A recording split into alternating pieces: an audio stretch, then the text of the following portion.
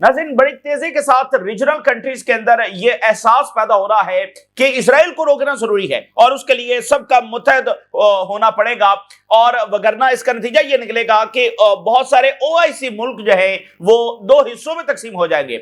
Somalia दो हिस्सों में तकसीम हो जाएगा, यमन दो हिस्सों में तकसीम हो सकता है, शाम जो है वो उसके कई हिस्से जो वो हो सकते हैं, ठीक है ना। तो ये बहुत सारे ओआईसी मुल्क जो है वो कई हिस्सों में तकसीम हो जाएंगे, मिडिल ईस्ट के बॉर्डर जो है वो चेंज हो जाएंगे, और जो फलस्तीनियों पर होने वाला मुसलसल वायलेंस है उसका नतीजा एक अनकंट्रोलेबल इवेंट्स की सूरत में निकलेगा। यानी इसका रद्दअमल जब वो इस तरह से अनफोल्ड होगा कि वो इवेंट्स जब वो इनके कंट्रोल में नहीं होंगे। तो अब सऊदी अरेबिया, ईरान, इजिप्ट और टर्की के हाई लेवल राब्ते हो रहे हैं, यानी ये तमाम ममालिक जो है वो असल में ईरान के साथ जो है वो राब्ते में आ गए हैं। और ईरान और सऊदी अरेबिया के हवाले से जो आज बड़ी डेवलपमेंट देखी जा रही है कि सऊदी अरेबिया और ईरान जो है वो यमन के हवाले से एक कॉमन आप कह लें कि एजेंडा के ऊपर आ गए। यमन वो बैटल ग्राउंड है जहां पर ईरान और सऊदी अरेबिया ने एक प्रॉक्सी वॉर लड़ी है। तो अब यमन के मामले में ईरान और सऊदी अरेबिया का एक कॉमन एजेंडा के ऊपर आ जाना ये एक बड़ी डेवलपमेंट है, और ये इस बात का सबूत है कि वो इसी तराजुर के अंदर जब मामलात को देख रहे हैं। और फिर देखिए सोमाली लैंड जो है वो डायरेक्ट सिक्योरिटी थ्रेट है मिस्र के लिए, सऊदी अरेबिया के लिए। सामने तो सऊदी अरेबिया है, फिर बाबुल मंदब है, रेड सी जो है वो रेड सी सऊदी अरेबिया की सिक्योरिटी के लिए कितना इंपॉर्टेंट है, तो रेड सी को कंट्रोल करने जब वो इजराइल आ रहा है, फिर वो इस रीजन के अंदर जो है वो जितने वेपन भेजेगा जाहिर है उससे क्राइसिस बढ़ेगा, जंगें होंगी, तो ये सऊदी अरेबिया की सिक्योरिटी के खिलाफ है, उसके लिए बड़ा खतरा है। तो यहां पर भी ईरान ने सोमाली लैंड की जो रिकॉग्निशन है उसको रिजेक्ट किया है, यानी सऊदी अरेबिया के साथ वो इस मामले पर भी खड़ा है और मिस्र और बाकी मालिक के साथ खड़ा है। काफी हाई लेवल राब्ते। और ईरान ने आज एक बड़ी कामयाबी हासिल करते हुए सैटेलाइट्स लॉन्च कर दिए हैं। ये ईरान की बढ़ती हुई पावर का नतीजा है, और ईरान ने आज सैटेलाइट्स लॉन्च किए हैं रशिया की मदद के साथ। सोमाली लैंड पर अरब लीग का अर्जेंट सेशन हुआ है जिसमें अरब लीग ने कहा है कि सोमाली लैंड के अंदर ये रिकॉग्निशन, इसकी सिर्फ एक डायमेंशन नहीं है कि ये इजराइल और सोमाली लैंड के अंदर होने वाले मामलात हैं, बल्कि ये एक ब्रॉडर इसकी डायमेंशन है, और इस रीजन का जो पूरा ऑर्डर है वो गिर जाएगा, इस पूरे रीजन का ऑर्डर गिर जाएगा अगर ये यहां पर मामलात आगे बढ़ते और इजराइल को अगर नहीं रोका जाता। और सिक्योरिटी काउंसिल का भी हंगामी इजलास जो है वो सोमाली लैंड के हवाले से होने जा रहा है। उधर रशिया जो है वो तेजी के साथ बढ़ रहा है, तेजी के साथ जो है वो एडवांसमेंट करता चला जा रहा है। ये तमाम सूरत हाल आपके साथ शेयर करेंगे। सबसे पहले हिजबुल्लाह के सेक्रेटरी जनरल जो है वो उनकी स्पीच हुई है, उन्होंने कहा कोई सरेंडर नहीं है, और रियासत को उन्होंने कहा है कि अब हमसे कोई ये चीज डिमांड ना करे। पहले हिजबुल्लाह पर प्रेशर है ना कि ये भी करो ये भी करो, उनका कोई चीज हमसे डिमांड ना करे, और जो हमसे ये डिसआर्मामेंट डिमांड करता है असल में वो इजरायली मकासद के लिए काम कर रहा है। यानी बड़ी तलखी बड़ी है, यानी खुलकर उन्होंने कहा कि डिसआर्मामेंट डिमांड करने का मतलब ये, एक तो ये इलॉजिकल बात है, कंटिन्यूड इजरायली एग्रेशन और ऑक्यूपेशन के बावजूद हमसे डिसआर्मामेंट जब वो डिमांड करना, ये तो इलॉजिकल बात है। दूसरा, ये इजरायली मफादात के लिए काम करना है, और हम बिल्कुल ये होने नहीं देंगे, और कोई डिसआर्मामेंट जब नहीं होगी। तो बड़ा सख्त रद्दमल जब उनका आया है, आज का नथिंग एनीमोर, अब हमसे कोई डिमांड ना करना, we will keep defending Lebanon. फिर हिजबुल्लाह की पावर के बारे में बात की, उन्होंने कहा कि Hezbollah is bright and shining, मतलब भरपूर ताकत के अंदर है वो जवाब देने की सलाहियत रखती है।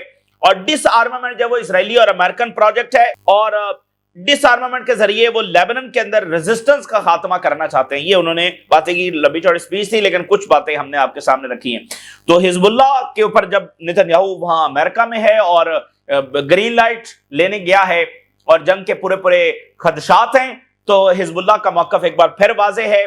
लेबनीज गवर्नमेंट को अब फैसला करना है, और लेबनान का जो फ्यूचर है वो एट क्रॉस रोड है। ये बड़ा देखें सेंसिटिव मामला है, क्योंकि लेबनीज गवर्नमेंट की अप्रोच की वजह से इजराइल के वो यहां पर बदमाश बना फिरता है। यानी अगर लेबनीज गवर्नमेंट अपना स्टांस बदलेगी तो वो लेबनान के इंटरेस्ट में है। एक ऐसे माहौल में जब सीरिया की सिक्योरिटी को खतरा है इजराइल से, जब रीजन की सिक्योरिटी को खतरा है इजराइल से, जब लेबनान की जमीन के ऊपर कब्जा किया हुआ लेबनान के सैकड़ों लोगों को उसने मौत के घाट उतारा है, उसके डिमांड को पूरा करना, ये कौन से फुलिश माइंड्स हैं जो ये ऐसा सोचते हैं। ईरान ने आज जनाब 3 रिमोट सेंसिंग सैटेलाइट जो है वो लॉन्च किए हैं रशिया की मदद के साथ, रशियन रॉकेट के साथ।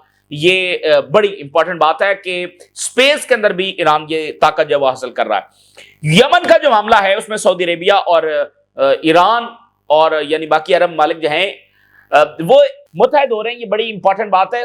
कतर और ईरान के फॉरेन मिनिस्टर का राब्ता हुआ है यमन के हवाले से। Iran Qatar support Yemen's territorial integrity amid Saudi Emirati clashes in south. उधर सऊदी अरेबिया और यूई के ग्रुप्स आपस में लड़ रहे हैं, कतर और ईरान का राब्ता हुआ है। उन्होंने कहा कि ये यहां पर यूनिटी होनी चाहिए।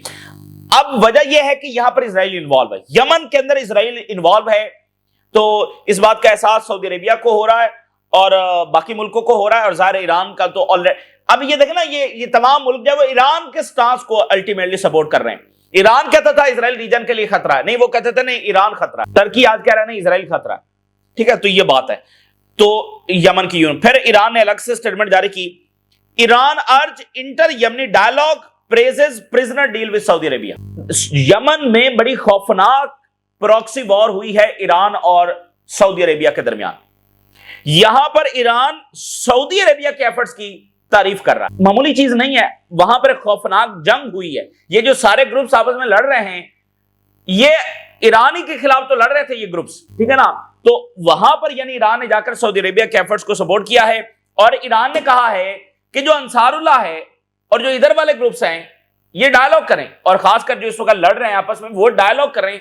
जो हालांकि ईरान के खिलाफ पहले लड़ रहे थे, ईरान उनको भी अमन की दावत दे रहा है। Iran foreign minister warns against enemies plot to disintegrate Yemen, urges unity. उन्होंने कहा कि यमन के जो तमाम स्टेक होल्डर्स हैं वो इस बात को समझे कि दुश्मन यहां पर उसके क्या मंसूबे हैं, यमन को डिसइंटीग्रेट करना उसका मकसद है। तो यानी जो मैंने जहां से बात शुरू की थी कि इजराइल की हर जगह इन्वॉल्वमेंट की वजह से बाकी मुल्कों में यह एहसास पैदा हो रहा है कि ये इजराइल तो मुल्कों को तोड़ रहा है और अल्टीमेटली उनकी सिक्योरिटी के लिए खतरा है। तो अब वो ईरान के साथ राब्ते बढ़ा रहे हैं और ईरान तो पहले भी डायलॉग की बात कर रहा था, यूनिटी की बात कर रहा था। तो ये इस तराजुर के अंदर जब सब बंदी हो रही है, कितनी कामयाब होगी नहीं होगी ये देखेंगे। तो ये एक बड़ा शिफ्ट आया है रीजनल अप्रोच में कि वो अब इजराइल को एक इमीडिएट थ्रेट के तौर पर देखता है। अच्छा, इसी दरमियान नाज़रीन ईरान ने क्या अचीव किया। आज नेतन्याहू और ट्रंप की मुलाकात और उसमें ईरान पर ग्रीन लाइट। तो ईरान ने यानी एक मिलिट्री अचीवमेंट है, एक उनकी मिसाइल कैपेबिलिटी है, लेकिन इसके साथ साथ और ईरान ने क्या अचीवमेंट हासिल किया वो ये है कि जो रीजनल बिहेवियर चेंज हुआ है रिगार्डिंग ईरान, ये भी ईरान की कामयाबी है। देखें, ईरान अगर इजराइल से अभी तक लड़ने में कामयाब रहा है तो ईरान इजराइल से सिर्फ मिलिट्री महाज पर नहीं लड़ा है, ईरान इजराइल से इकोनॉमिक महाज पर लड़ा है, वो सबसे बढ़कर पॉलिटिकल महाज पर लड़ा है। यानी ईरान ने इस पर बहुत एनर्जी, बहुत मेहनत की है कि जो रीजनल कंट्रीज हैं उनके साथ मामला बेहतर किए जाएं। ये यानी कि ईरान की ताकत में इजाफा है, रीजनल कंट्रीज की अप्रोच का इजाफा, फिर रीजनल कंट्रीज की अप्रोच में तब्दीली। यानी आज सऊदी अरेबिया, मिस्र, कतर, टर्की, ये चार बड़े मालिक हैं, ये चारों जो है वो ईरान पर हमला नहीं चाहते हैं। ये चारों मुल्क ईरान पर हमला नहीं चाहते हैं। तो सिर्फ मिलिट्री महाज पर आपने नहीं लड़ना होता, ये जो पॉलिटिकल सपोर्ट ईरान को हासिल हुई है ये ईरान की बहुत बड़ी अचीवमेंट है, ठीक है ना। तो यानी अब जब जंग होने जा रही है तो ईरान को ये भी एक एडवांटेज अब हासिल है। दूसरी बात में एक बड़ी दिलचस्प बात है वो ये है कि ईरान पर जो जंग छेड़ी इजराइल ने, उसके बाद इजराइल एक बड़े डायलेमा के अंदर फंस गया। और वो डायलेमा क्या है, देखिए, एक इजराइल ये चाहता था कि ईरान को किसी तरीके से जंग के अंदर जो ड्रैग किया जाए। अब खुद जो है वो इजराइल इस सिचुएशन के अंदर लॉक हो गया है। और वो कैसे लॉक हुआ है, एक तरफ इजराइल की ये डिजायर अभी भी है कि ईरान के साथ वो जंग छेड़े, लेकिन अगर वो किसी भी वजूहात की बुनियाद पर, यानी अमेरिका की वजह से, यूरोप की वजह से या अंदरूनी किसी मसले की वजह से अगर वो इसको पोस्टपोन भी करता है, तो वो किस सूरत हाल में लॉक हो गया है कि ईरान तो साथ साथ ताकत बढ़ा रहा है। ईरान की मिसाइल प्रोडक्शन की और ताकत बढ़ाने की और अपनी तैयारी की जो स्पीड है, जो जून के बाद है, वो जून से पहले नहीं थी। अटैक करके ईरान को उसने इनसिक्योर कर दिया। अब ईरान तेजी के साथ अपनी ताकत बढ़ा रहा है। मिसाल के तौर पे इजराइल ईरान पर एक साल हमला नहीं करता तो ईरान पहले से भी ज्यादा पावरफुल खड़ा होगा, क्योंकि ईरान हर रोज इस सिचुएशन में है कि हमारे ऊपर आज हमला हो जाएगा। तो वो किस लेवल के ऊपर तैयारी कर रहा होगा। जो मुल्क ये समझता है कि हमारे ऊपर रोज ये सोचता है कि आज हमला हो सकता है, इस तैयारी में वो है। तो एक साल बाद वो कहां खड़ा होगा, पॉलिटिकल सपोर्ट, उसकी रशिया चाइना से सपोर्ट, अपनी जो मिसाइल प्रोडक्शन है वो कहां तक पहुंच चुकी होगी। तो काइंड ऑफ यानी इजराइल अब मजबूर है अटैक करने के लिए, ख्वाहिश भी उसकी है, ठीक है ना, लेकिन अब उसने लॉक कर लिया है, यानी कि वो इस डायलेमा में फंस गया है कि ईरान तो फिर ताकत बढ़ाता चला जाएगा।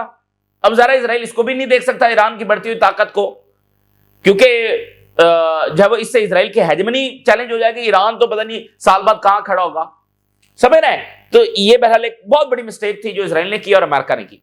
इसके साथ एक और इंपॉर्टेंट चीज है ईरान के हवाले से, वो ये है कि जो इराक जंग थी, जो लिबिया, शाम, ये सारी जंगें, अफगानिस्तान की जंग, इसमें क्या मसला था? इसमें मसला कैपेबिलिटी का नहीं था, इसमें यह था कि इजराइल कन्विंस कर रहा है अमेरिका को, यूरोपियंस को, इनका आपस में इत्तेहाद हो रहा है, मतलब कंसेंसस हो रहा है कि भाई हमला होना चाहिए। अगर डिले था तो इस वजह से था। यहां ईरान के मामले में सब ईरान को डिस्ट्रैक्ट करना चाहते हैं, यहां पर पहली बार ऐसा हो रहा है, यानी बाकी जो ओआईसी वर्ल्ड के खिलाफ जंगे हैं, ईरान के मामले में पहली बार ऐसा हो रहा है कि यहां कैपेबिलिटी का प्रॉब्लम आ रहा है इजराइल को और उसके वेस्टर्न इत्तेहादियों को। यानी वो चाहते हैं डिस्ट्रॉय करना, रिजीम चेंज करना, लेकिन कर नहीं पा रहे हैं। ये मामूली चीज नहीं है, यानी वेस्ट जो है वो अपनी पूरी ताकत इस्तेमाल करके ईरान में रिजीम चेंज नहीं कर पा रहा है। इराक के हवाले से, बाकी हवालों से सिर्फ ये था कि लॉबिंग हो रही है, कंसेंसस डेवलप हो रहा है कि हमला होना चाहिए। उसमें यह सवाल नहीं था कि इराक पर हमला होगा तो रिजीम चेंज होगा या नहीं होगा, उसमें सिर्फ यह था कि भाई हमला करना है, हमले की बस वो कंसेंसस कर रहे थे। उसके बाद तय था कि हमला हो गया तो रिजीम चेंज हो जाएगी, और वो हो गई। लेकिन ईरान के मामले में उनको मसला यह आ रहा है कि इजराइल भी तैयार है, अमेरिका भी तैयार है, यूरोपियंस भी तैयार है, लेकिन मसला यह है कि ईरान में रिजीम चेंज नहीं हुई तो फिर, क्योंकि पहले उन्होंने ट्राई कर दिया है, यानी इसको यूं समझिए कि जैसे चाइना और रशिया है, अब रशिया के खिलाफ उन्होंने जंग छड़ी हुई है, लेकिन रशिया को डिस्ट्रॉय तो नहीं कर सकते, रशिया में रिजीम चेंज तो नहीं कर सकते, सेम एज चाइना में नहीं कर सकते। तो ईरान उन जैसी पावर तो नहीं है, लेकिन उनसे निचले दर्जे में, यानी वो इस तरह की काइंड ऑफ कैपेबिलिटी कि वहां पर रिजीम चेंज करना इनके लिए इंपॉसिबल हो रहा है। तो ये एक और उसकी बड़ी ताकत है। अरब लीग का हंगामी इजलास हुआ है, उन्होंने कहा है कि ये जो रिकग्निशन है ये हिला देगी पूरे रीजनल ऑर्डर को, मतलब पूरा रीजनल ऑर्डर जब इसमें गिर जाएगा और इससे सेपरेटिज्म और बढ़ेगा। यानी बाकी भी तो मुल्कों में ये होता है ना कि हमें अलग चाहिए, इराक वाले कह रहे हैं, शाम वाले कह रहे हैं, दरूज कह रहे हैं, तो सेपरेटिज्म की जो वॉइसेस हैं वो और बढ़ेंगी और रीजनल स्टेबिलिटी के लिए ये खतरा है। यानी ये सिर्फ इसका मामला इजराइल सोमालीलैंड के साथ नहीं है, ये पूरे रीजन की स्टेबिलिटी के साथ है। इमरजेंसी मीटिंग हुई है, इसमें उन्होंने कहा कि ये एक अलोन डिप्लोमेटिक मूव नहीं है, कि ये एक ऐसा वाकया नहीं है जिसको हम बाकी मामला से अलग करके देख सकते हैं, ये जुड़ा हुआ वाकया है। ये पूरे रीजनल ऑर्डर को एक तो हिला देगा और ये अरब वर्ल्ड की नेशनल सिक्योरिटी के खिलाफ है ये मामला। और उन्होंने कहा कि सोमालीलैंड की ये जो मिलिटराइजेशन होगी इससे रीशेप हो जाएगा geopolitical balance of the gulf of Aden. यानी एक ताकत जिसके पास एडवांस वेपन्स आ जाएंगे तो बैलेंस ऑफ पावर तो बिगड़ गया, तो बाकी ताकतें इनसिक्योर हो जाएंगी, तो जंग नागुज़ीर है।